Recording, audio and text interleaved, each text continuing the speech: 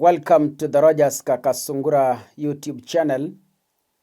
A big thank you for the support you are granting this platform. Today, the former Deputy President, Rigathi Gachagua, has had a press conference and he has made 5 important key points. He has made 5 key important points.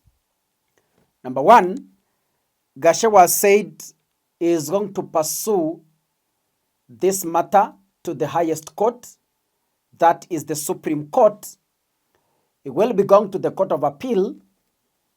If the Court of Appeal upholds the decision of the High Court, he will be moving to the Supreme Court for the final determination. Gachagua has affirmed to his supporters that he will be in the ballot next year, August, if the principals in the United Alternative Government settles on him as the preferred flag bearer. Gachagua says he's ready to go face William Ruto in the ballot, despite the court cases.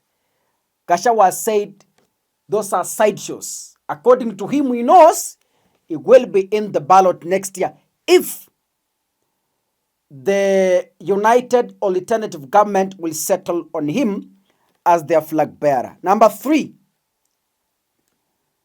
Gachagua has maintained and said that the 50 million Kenyan shillings the 3-judge bench awarded him as a compensation for the rights violated, Gachagua says is not interested in that money because that is an insult.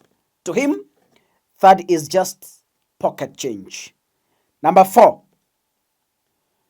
he has affirmed and vowed that if the alternative government will not settle on him as the suitable flag bearer, he has said he is ready to use all his machinery to rally behind any candidate that will be arrived at, be it Fred Matiang'i, be it Kalonzo Musyoka, be it Edwin Sifuna, be it George Natembeya, be it Martha Karua, be it Eugene Wamalwa. Gachagua said if the United Alternative Government sits and settles on another candidate who is not him, he has said he is very, very much ready to support that particular candidate to make sure that William Ruto goes home next year, August. Finally, number 5, Gachagua said he has one rally in Western Kenya. After that rally, he will suspend all political public rallies for 45 days. And he will retreat back to Waminyoro. What is he going to do? He has said he is going to actively meet stakeholders and people of goodwill to plan and strategize on how William Ruto will be transported back to Sugoi next year. Gachagua said he is even ready to engage and unite with the former President Uhuru Kenyatta as long as they arrive at a common decision that will see William Ruto going home next year. Can we listen in to what Gachagua had to say today? From our corner, we have 2 plans, Plan A and B, that we shall discuss with the stakeholders for 45 days. You will not see me anywhere in public rallies. I will be in Waminyoro, doing very, very serious, extensive consultations, because this is critical for the country. It's extremely critical for the country. We have 2 plans. Plan A is to mobilize support from across the country in the event that my colleagues and the formula we shall agree on favor me as the presidential flag bearer. Plan B, in the event that the formula does not favor me as a single presidential candidate. To get mandate from my supporters, to jointly with the other core principles, identify a single presidential flag bearer to face President William Ruto. I want to reiterate and firmly state to the people of Kenya that I remain committed to work with my colleagues in the United Alternative Government towards the cause of a single presidential flag bearer. I remain hopeful that I will be that candidate for the election of the presidency. I have the capacity and the muscle, I have the infrastructure and the presidential experience, I have the necessary networks and great mobilization capacity, numbers behind me, and a very good strategy for the presidential campaign. However, if any of my other colleagues is agreed upon, I give a very firm commitment to the people of Kenya that I, Rigathi Gachagua, and 10 million supporters behind me, we shall rally behind the agreed candidate to a man, and I, Rigathi Gachagua, will lead the presidential campaign, and I will lead in the political mobilization that has never been seen in the history of independent Kenya to make William Ruto a one-term president and restore the Kenyan nation and save the Kenyan nation from corruption, conflicts of interest, state capture, erosion of democracy, extrajudicial killings, wanton sale of public assets, and the embarrassment that our country has faced for meddling in our foreign policy. I want to say we must get back our nation. I want to say that Kenyans have lost far too much to be quantified, and we cannot lose more.